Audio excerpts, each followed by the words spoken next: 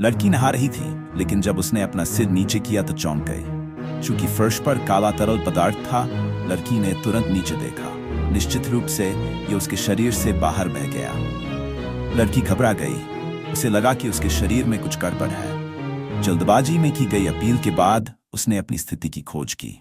परिणामस्वरूप खोज की सामग्री ने उसे चौंका दिया, क्योंकि गर्भवती होने पर ही ऐसा हो सकता है। लेकिन लड़की थोड़ी हैरान हुई। उसे याद नहीं था कि बच्चे का पिता कौन था। उसने बहुत देर तक अपनी आंखें बंद नहीं की। सुबह उसके पेट से अजीब आवाज आ रही थी।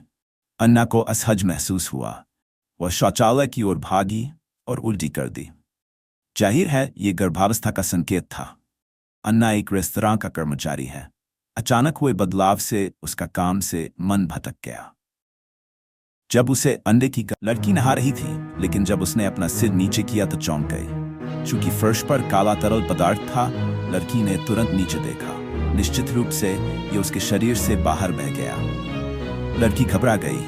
उसे लगा कि उसके शरीर में कुछ गड़बड़ है। जल्दबाजी में की गई अपील के बाद उसने अपनी स्थिति की खोज की।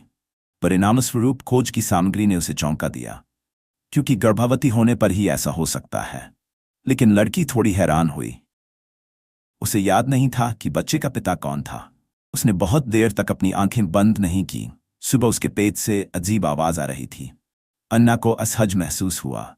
वह शौचालय की ओर भागी और उल्टी कर दी। जाहिर है ये गर्भावस्था का संकेत था।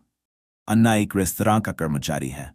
अचानक हुए बदलाव से उसका काम से मन भटक गया। जब उसे अंडे की